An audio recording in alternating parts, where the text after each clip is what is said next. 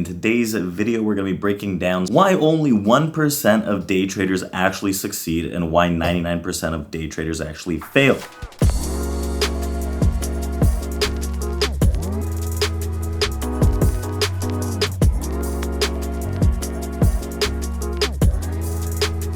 Generally, you go to school, right? You study the theory, you do 4, 5, 6, 8 years of whatever profession it is, get into the field, and you're paid a salary, right? You're paid an income on a consistent basis. Trading, on the other hand, no matter how much theory you learn, you can still be very, very bad at it realistically and be in the 99% pool that actually just loses money. Now, salaries and money are earned in trading and not given, no matter how much theory you understand. It's more of a performance-based career, something like an athlete or a poker player that are the two most common comparatives. Before we break this down, I do want to go through some common misconceptions about trading. The main common misconception is that everyone thinks trading is easy. Everyone gets fooled by social media. They see all of these Lambos just floating around. Everyone can get a Lambo if they just start trading. Rolexes, that ugly ass Balenciaga that everyone wears, just decking themselves out in crazy materialistic things without understanding what it really means to be a successful trader. So social media has honestly plagued this industry quite severely and has pretty much drawn out that common misconception that you can turn a very small amount of money into something very, very exponential and you can gain financial freedom in a few weeks, months, and so on. When people understand that this is actually something very grueling that does take a very long time, they start running away from that obsession with materialistic things and money and focus on certain goals and understand the process more that is trading realistically. So with these common misconceptions, we can break this down into 4 general faults that put people in that 99% category of failed traders rather than that 1% of successful traders. Number 1, traders think it's easy. Right? This is one of the main faults that we have, and I just talked a little bit about it, but I do want to deep dive into it a little more. Number 2, they don't actually have a concrete plan and a risk management strategy. This may seem very, very obvious, right? Like, how could you not do that? How could you not have something laid out like that? But it's very, very common, and we'll break that down as well. Number 3, emotional trading, lack of self-confidence, lack of self-reflection, right? All of these kind of come into one category. And finally, number 4, lack of capital. So some of these might surprise you, some of these might be very known to you, but I still want to break these down and give you my insight as to why there's only that 1% that actually succeeds. So let's just dive right into this.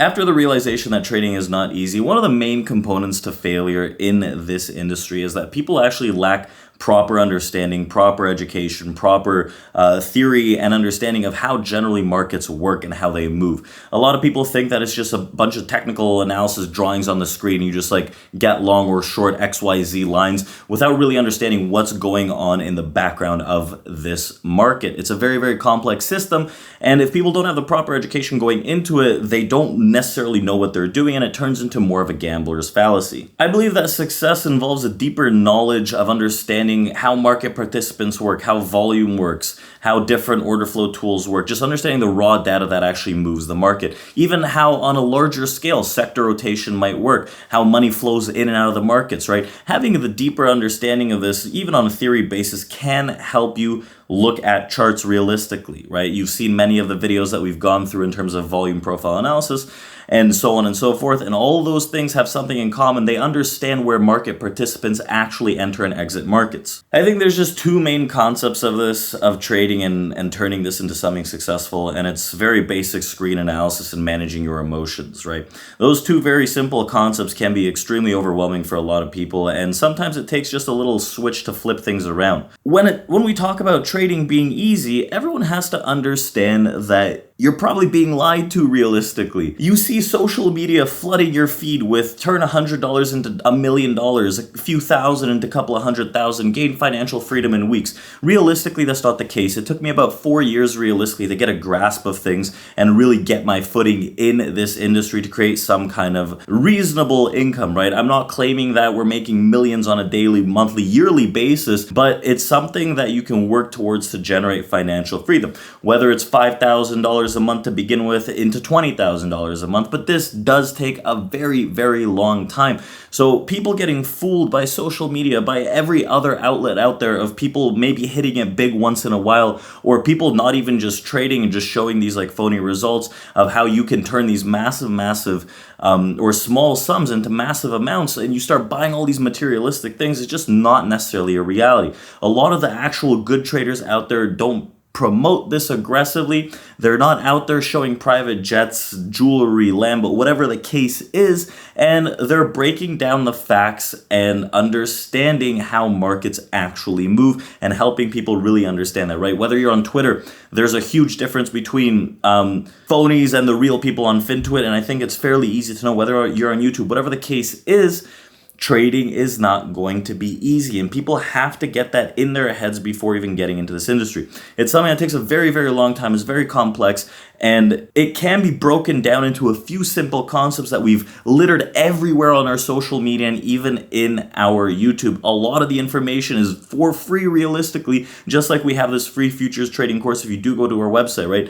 There's not that many different theories out there that can promote profitable trading, right? You learn the basics and go from there.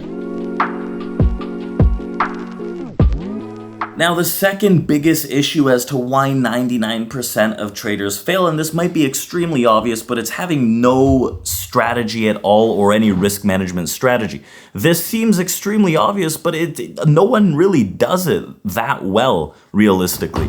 A trading strategy is something that involves having a concrete plan that's based on XYZ, right? A lot of people get shiny object syndrome and look at different things that come up, change their strategy constantly when they see it might not work for a bit, and then just completely abandon everything they know for the next shiny object. That is not necessarily how to succeed.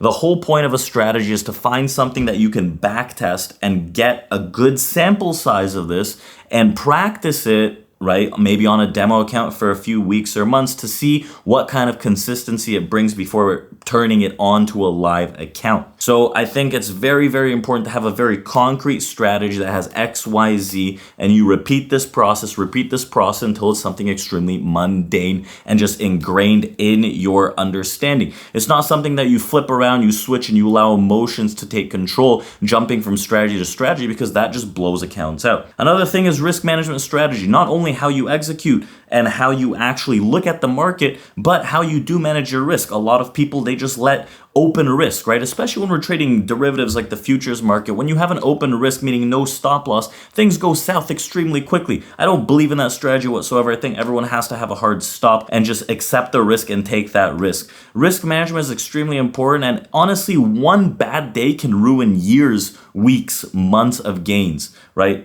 It just takes one bad day for everything to just go completely out the window. And that destroys your self-confidence, that destroys everything that you work so hard for, and you think it's all BS. Back to the drawing board. Let me flip the strategies around, start throwing moving averages and nonsense on the screen and see what happens. That's just not the case. It's not going to happen that way, right? You need to understand your risk management and your strategy, right, to a T. And of course, we're not all robots. We have mental exhaustion. We don't trade systematically every single day, but the closest you can get to that is how you're going to see consistent results. Number 3, emotional trading, lack of self-confidence and lack of self-reflection. This is maybe one of the biggest mistakes that a lot of people make. Emotional trading is just a self-sabotage cycle where people try to get back losses, get back to break even, and they do silly things that they wouldn't necessarily deem important to their strategy. People bypass their strategy and start doing crazy things when emotionality and money start mixing instead of having something concrete that you follow systematically. A lack of self-confidence as well, where people start second-guessing themselves, right? Is this for me? Is this actually even possible? When you start thinking like that, right, there's no possibility realistically to make this happen. It is a hard thing to do. It's a hard industry to break through into, but at the same time, it is very, very possible. But if you start having self-doubt, doubt in the strategy itself, everything goes away. One of the main things that helps self-confidence realistically is having a concrete strategy that you see work, even if it's 60, 70% of the time with tight risk management. That is a profitable, very, very profitable strategy. Having a build up in self-confidence by seeing something actually work is a huge game changer in trading. Now, self-reflection is in this mix as well. Self-reflection is the ability to sit down, look at your trading journal on a daily basis, good or bad, and be able to grow from that. This is one of the biggest mistakes that people made. They just go trade every day. They don't even have a journal, or they don't even look at their journal. Good day, bad day. And if you do this, you're just going to run around in circles. Let's say you're not a profitable trader, you're not journaling, and you're not reviewing this journal. Well, today is going to be the same as yesterday and tomorrow, because you're just going to be spinning around in circles doing the same thing without actually understanding what went wrong and how you can fix that. It is a pivotal part, no matter how good or how seasoned of a trader you are. I do it on a daily basis because I still want to grow. It is a huge aspect, and you don't have this aspect. That's why the 99% exists and only the 1% are profitable, right? It's a massive, massive game changer.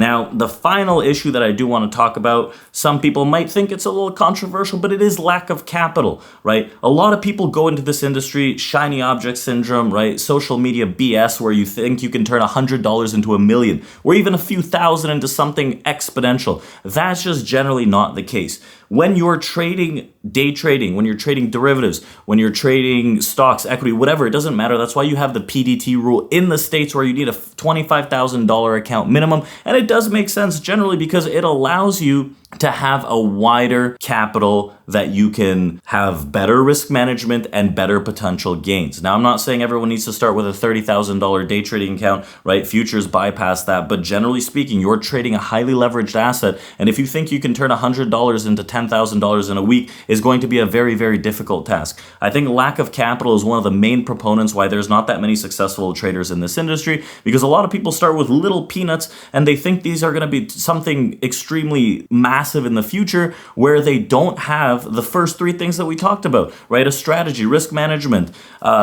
emotional solidarity, right? When you don't have these things and you have a small account, that's just a massive leeway to just blowing out and not being successful in this industry.